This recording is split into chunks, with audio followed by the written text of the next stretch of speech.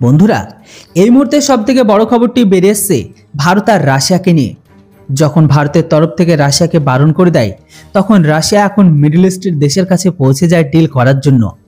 কেননা বন্ধুরা, আসলে আপনারা তো এটা সবাই জানেন যে ভারতের ভেতরে যখন অ্যারো ইন্ডিয়া শো হয়, তখন রাশিয়ার তরফ থেকে ভারতকে অফার করে দেয় যে রাশিয়া তাদের SU-75 চেকমেট আর SU-57 এর সাথে মিলে তৈরি করবে, আর সেটির জন্য ভারতের বায়ুসেনার প্রয়োজনীয় থেকে পূরণ করতে পারে। এর সাথে সাথে উৎপাদন ভারতের ভেতরে তৈরি করা হবে। কিন্তু ভারতের SU-75 আর SU-57 কে নিয়ে কোনো রকমের সিদ্ধান্ত নেয়নি।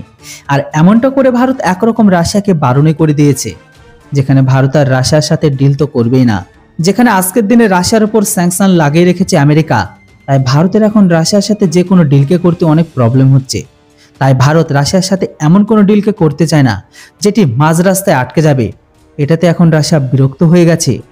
রাশিয়া এখন সোজা চলে গেছে সৌদি আরবে, যেখানে এখন সৌদির ঘরের ভেতরে একটা এয়ার শো হচ্ছে, যেটিতে রাশিয়ার তরফ থেকে নিজেদের SU-75 চেকমেট এটা ছাড়াও PL-76 এর মতো যেসব বিমানগুলো আছে সেটি রাশিয়ার তরফ থেকে প্রদর্শিত করা হয়েছে, যেন রাশিয়ার যে বিমান আছে সেটি যেন মিডল ইস্টের দেশের কাছে বিক্রি করা যায়। মানে ভারতের তরফ থেকে রাশিয়ার অফারের উপর কোনো বিচার না করায় রাশিয়া এখন সোজা মিডল ইস্টের দেশের দিকে দেখছে, যেন রাশিয়া মিডল ইস্টের থেকে কোনো বড় একটি ডিফেন্স ডিলকে পেয়ে যায়। তো বন্ধুরা, আপনাদের কি মনে হয় ভারত রাশিয়ার অফারকে ছেড়ে দিয়ে কি ভুল করেছে? মানে ভারত রাশিয়ার সাথে মিলে পঞ্চম প্রজন্মের ফাইটার জেট কি বানানো উচিত ছিল? অবশ্যই এই বিষয়ে আপনাদের মতামত কমেন্ট বক্সে লিখে জানান। Thanks for watching. জয় হিন্দ, বন্দে মাতরম।